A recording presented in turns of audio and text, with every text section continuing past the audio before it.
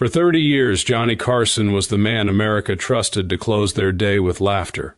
Behind that desk on The Tonight Show, he interviewed over 22,000 guests, becoming more than just an entertainer.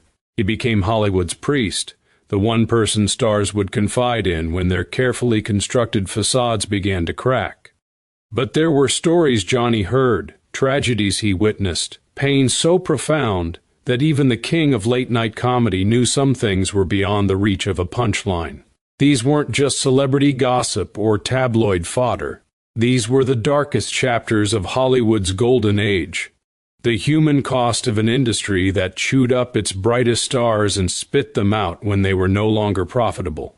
Johnny Carson saw it all, and what he chose not to joke about reveals more about old Hollywood than any studio publicity ever could. Tonight, we're uncovering the 7 devastating stories that haunted Johnny Carson, the tragedies he witnessed but refused to turn into entertainment, and what his silence about these fallen stars tells us about the true nature of the dream factory that was Golden Age Hollywood. Johnny Carson wasn't like other talk show hosts. From 1962 to 1992, he occupied a unique position in American culture. He was the insider who thought like an outsider, the comedian who understood that some pain runs too deep for comedy. Former NBC executives recalled how stars who guarded their privacy everywhere else would open up to Johnny, revealing vulnerabilities they'd never show another living soul. There was something about Carson, a quality that made even the most paranoid Hollywood legends feel safe enough to be honest. Perhaps it was because Johnny himself knew suffering. Behind that charming smile were 4 failed marriages and his own struggles with alcohol. He understood demons, which gave him a special sensitivity to the demons that haunted others in the entertainment business. A former writer for The Tonight Show remembered how Johnny maintained an ethical boundary about certain tragic figures. There were names that would come up in the writer's room, and Johnny would just shake his head and say, "Not them, they've suffered enough." It was a line he refused to cross, a code about people who were already drowning. While other comedians mined Hollywood tragedies for laughs, Carson stayed silent, and that silence spoke volumes. The first story that haunted Johnny Carson was that of Judy Garland, the girl with the voice that could break your heart and the smile that lit up movie screens across America. But according to those close to Carson, when Judy appeared on The Tonight Show late in her career, Johnny saw something in her eyes that the cameras never quite captured. She'd smile through anything, but her eyes told the real story, a longtime friend of Carson's revealed. By the time she sat across from Johnny, the damage was already done. The studio system had hollowed her out, turned her into a shell of the vibrant performer she once was. And what made it unforgivable to Johnny was knowing how it all started, with a child just 13 years old, deemed too fat and too ordinary by MGM executives, who decided the solution was to pump her full of amphetamines to control her weight and barbiturates to help her sleep. They fed pills to a child to make her marketable, Carson told a friend. There's no show business justification for that kind of abuse. The studio worked Judy relentlessly, sometimes 18 to 20-hour shooting days, and when she collapsed from exhaustion, they'd revive her with more stimulants and send her back to work. This wasn't occasional. This was her childhood, her adolescence, crucial developmental years spent under constant chemical and psychological manipulation. What disturbed Johnny most wasn't just what they did to Judy, but how everyone around her treated it as necessary and acceptable. Doctors wrote the prescriptions, her mother enforced the regimen, directors waited for the drugs to kick in before calling action. The entire system was complicit in destroying this child. By her late 20s, Judy Garland was attempting suicide. By 47, she was dead from an overdose of the same barbiturates first forced on her as a child performer. Johnny saw flashes of the joyful performer she must have been, but mostly he saw someone drowning right in front of everyone while they all pretended not to notice. He believed Judy Garland's real tragedy wasn't that she self-destructed, but that she survived as long as she did after what they did to her. She was one of the most resilient people in Hollywood history, and it still wasn't enough to overcome the damage. The second tragedy that affected Carson deeply was Montgomery Clift, the beautiful man who revolutionized film acting with his sensitive, naturalistic performances but couldn't escape the prison of his own secrets. Clift had the face of an angel and demons that never let him rest, Carson reportedly remarked. Unlike Judy, whose destruction came from external forces, Monty's suffering stemmed from the impossibility of being himself in mid-century America. Johnny never interviewed Clift, who died in 1966, but Carson's Hollywood connections gave him insight into the actor's struggles. He was particularly moved by what Robert Redford said about Clift, calling him the actor who made everyone else nervous. Carson came to understand that Clift's honesty as a performer was unsettling because it threatened the artifice Hollywood depended on. Monty couldn't separate the person from the performance, and that made him dangerous in an industry built on facades. His repressed sexuality in an era of brutal homophobia created unbearable tension. He lived with constant fear of exposure, knowing that if his private life became public, his career would be destroyed. This pressure drove him toward alcohol and pills, coping mechanisms for a double life that was becoming unsustainable. Then came the devastating car accident in 1956 that disfigured his famous face. According to what Carson learned, the accident didn't just alter Clift's appearance, it shattered his fragile sense of identity. His beauty had been both his ticket into Hollywood and his prison, and after the accident, he lost even that complicated refuge. Carson noted the cruel irony that Clift, whose acting was defined by raw emotional truth, was forced to live a life of necessary deception. This contradiction created an open wound that never healed, a fundamental split that ultimately proved unsurvivable. Clift died at 45 from heart failure after years of declining health exacerbated by substance abuse. Johnny saw him as a casualty of an industry that demanded emotional authenticity on screen and complete emotional dishonesty in life. And that contradiction destroyed one of the greatest talents in film history. Marilyn Monroe was the third story that Carson never laughed about, and perhaps the most iconic tragedy of them all. Johnny never made Monroe jokes, a former Tonight Show staff member recalled. He said she was the loneliest woman who ever lit up a room. This came from Carson's own interactions with Marilyn at industry events and from confidential conversations with people who knew the real woman behind the manufactured image. What disturbed Johnny most was how completely the studio system exploited her vulnerability and then abandoned her when she began cracking under the pressure of maintaining an artificial persona. She was too sensitive for the men who owned her contract, Carson observed.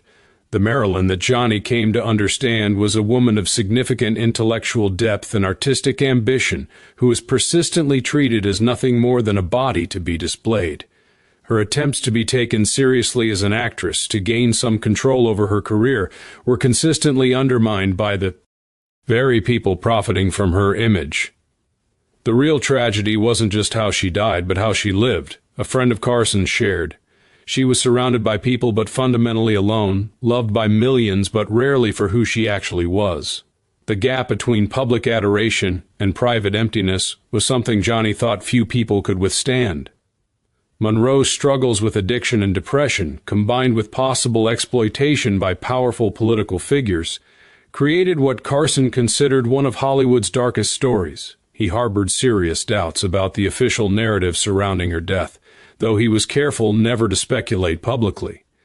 Johnny understood that Monroe represented something larger than one tragic biography.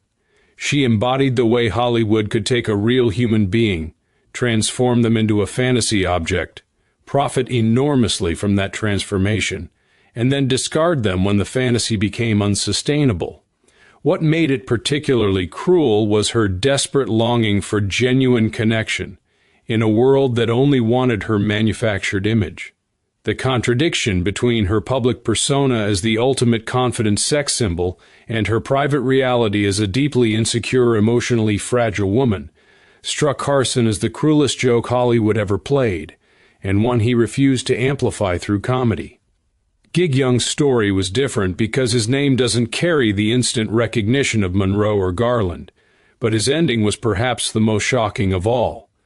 Johnny's crew said it was the one death he couldn't make a joke about, a former NBC colleague revealed.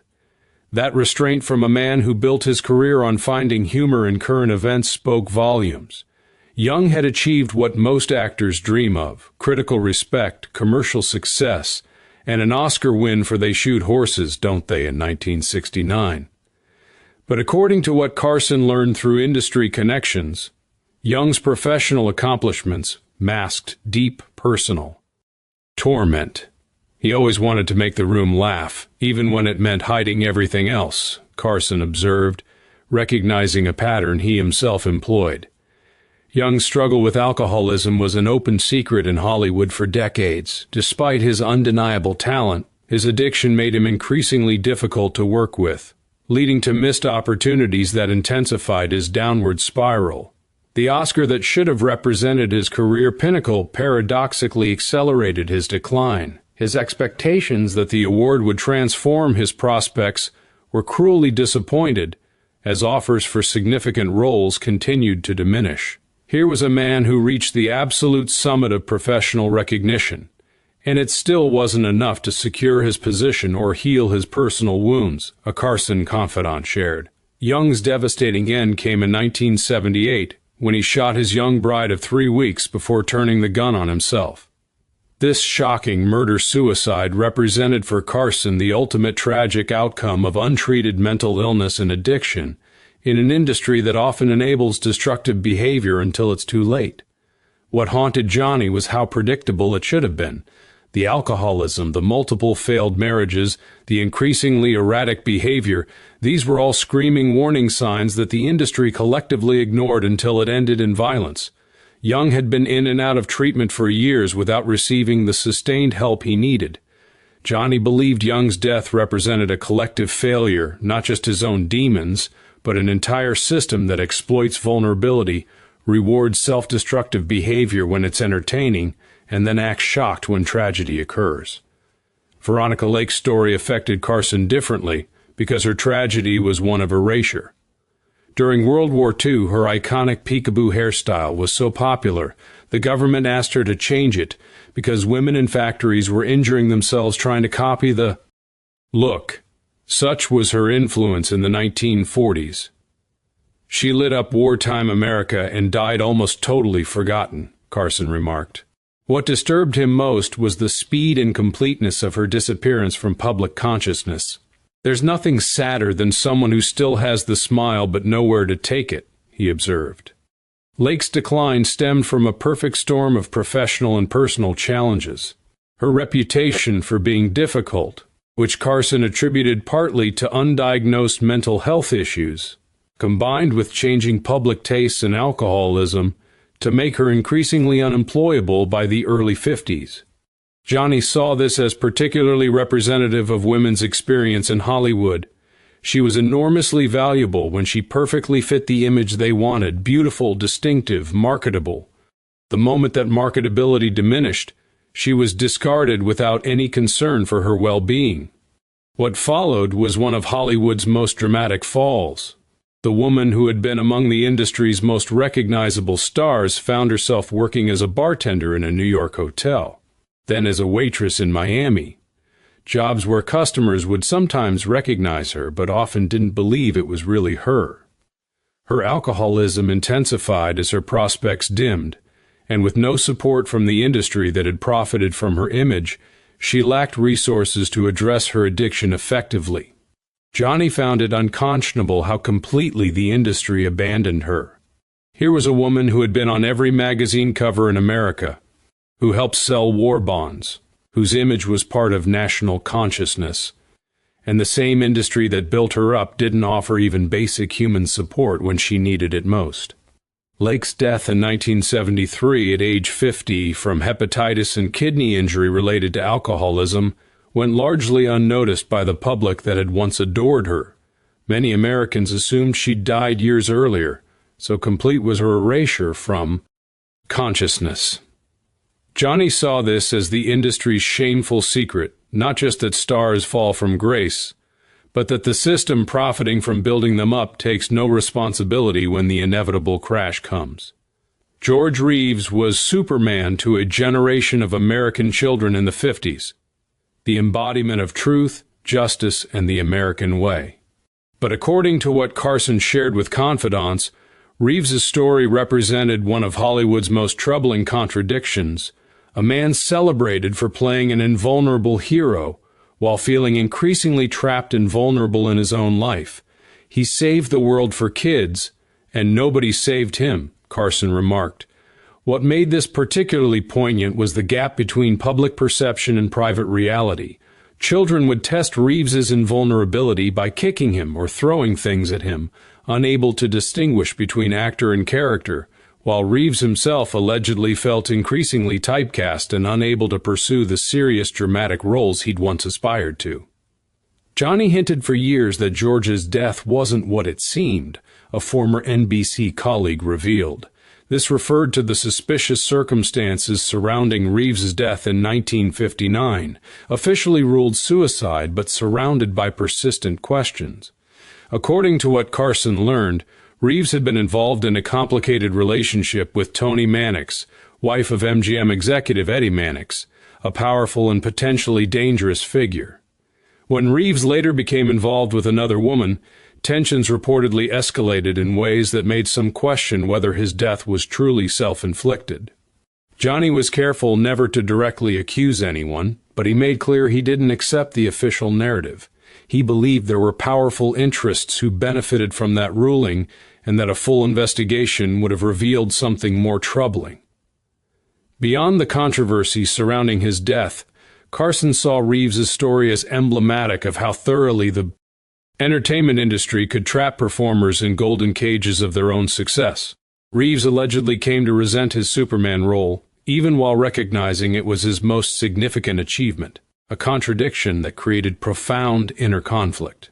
Johnny understood the unique pain of being known worldwide for something you have mixed feelings about, of having your public identity completely defined by a role you've outgrown but can't escape. That's a particular kind of torture few outside the industry can comprehend. The performance that ensured Reeves would be remembered became the very thing that reportedly made him feel his life was no longer worth living. Here was a man who played a character who could stop bullets, found dead from a gunshot wound under circumstances that raised more questions than answers. The final tragedy that haunted Johnny Carson was Natalie Wood, whose mysterious drowning in 1981 remains Hollywood's most disturbing unsolved mystery. It wasn't the ocean that swallowed her. It was the secrets she was never allowed to tell, Carson supposedly remarked. This cryptic observation reflected his apparent skepticism about the official narrative surrounding her drowning near Catalina Island while boating with her husband Robert Wagner and actor Christopher Walken. Carson had a friendly relationship with Wood, having interviewed her multiple times on The Tonight Show, which made her death particularly affecting. After she died, he reportedly told a friend she never felt safe, not even in love. This alluded to Wood's complex relationship with Wagner, whom she'd married twice, and persistent questions about his role in the events leading to her death. With his extensive Hollywood connections, Carson reportedly heard various accounts of tensions on the yacht that night, disagreements between Wagner and Walken, excessive drinking, and conflicting stories about how and why Wood ended up in the water. He found the official investigations inadequate and believed crucial questions remained unanswered. Johnny was careful never to make direct accusations, but he made clear to those close to him that he didn't accept the initial ruling of accidental death. He believed powerful interests protected certain parties from proper scrutiny. What made Wood's story particularly tragic in Carson's view was how it reflected broader patterns of vulnerability in Hollywood, especially for women who began as child actresses. Wood started performing at age 4 and reportedly developed a deep fear of dark water after a film shoot early in her career, making her drowning death particularly disturbing. Johnny saw her trajectory as emblematic of child stars' experience. She grew up on camera with her development shaped by studio expectations rather than normal childhood experiences, creating unique vulnerabilities that followed her throughout life. The investigation into Wood's death was reopened in 2011, with her cause of death changed from accidental drowning to drowning and other undetermined factors. This revision suggested to Carson that his long-standing concerns had merit. Johnny believed the full truth about that night would never come to light. Too much time had passed, too many accounts had been solidified, and too many powerful interests were invested in maintaining the established narrative. These 7 tragedies weren't just isolated incidents in Johnny Carson's view. They were manifestations of the same fundamental problem, an industry that treated human beings as commodities, using them up and discarding them without concern for their well-being. The specific circumstances differed, but the underlying dynamic remained consistent. What troubled Carson most wasn't just that these tragedies happened, but that they happened within a system that rendered them almost inevitable. The real scandal wasn't individual suffering, but the machinery that produced that suffering as a matter of course. According to what Carson shared, this machinery operated through several key mechanisms. First, the industry identified vulnerable people, often children or young adults whose desire for approval made them susceptible to manipulation. These vulnerabilities became tools for control rather than issues to be addressed. Second, the studio system created artificial personas actors were required to maintain, often at odds with their authentic selves, creating unbearable psychological pressure for sensitive artists. Third, the industry enabled and sometimes encouraged self-destructive behaviors when they served short-term production goals. Addiction issues that might have been addressed early were instead accommodated or exploited until they became unmanageable. Finally, when stars outlived their marketability or became too troubled to control, the system simply abandoned them, cutting off not just employment but the support structures needed to address the very problems the industry had helped create. Johnny recognized his own complicity in this system. As a major television personality who interviewed these stars and sometimes played into their public images, he was part of the machinery he criticized. That recognition gave his private reflections particular poignancy. He wasn't judging from outside, but acknowledging his own role in the dynamics he found troubling. As Johnny Carson reflected on these devastating stories throughout his career, he reportedly emphasized that exposing these truths wasn't about sensationalism or diminishing artistic achievements. It was about honoring the full humanity of these remarkable talents, acknowledging both their brilliant contributions and the often terrible circumstances under which those contributions were made. Johnny believed that mythology about the golden age of Hollywood does a disservice to everyone. It creates impossible standards based on fictions, whitewashes genuine problems that persist today, and fails to honor the real achievements of these artists by embedding them in fairy tales rather than human reality. What Johnny ultimately valued was integrity, not perfection. He knew better than anyone that perfect people don't exist, but he believed in the courage to acknowledge both light and shadow in every human story. That's why these particular Hollywood tragedies affected him so deeply. They represented the cost of denying fundamental human complexity. This honesty about Hollywood's past isn't about diminishing artistic achievements, but contextualizing them properly. Judy Garland's transcendent performances become even more remarkable when we understand the circumstances under which they were created. Montgomery Clift's sensitive portrayals gain additional poignancy when we recognize his personal struggles. The systemic exploitation surrounding Marilyn Monroe doesn't diminish her genuine talent, but helps us understand the environment in which that talent had to survive. We can admire the art while being honest about the artists and the systems that produced both. Real human beings creating lasting art despite their limitations and the constraints of their time makes for a more compelling story than sanitized myths about perfect stars. Johnny wasn't interested in tearing down idols for the sake of destruction. He wanted to clear away illusions that prevent us from addressing persistent problems. The same dynamics of power, exploitation, and image management that define the studio era continue in different forms today. Acknowledging that history isn't about punishment, but about creating possibility for change.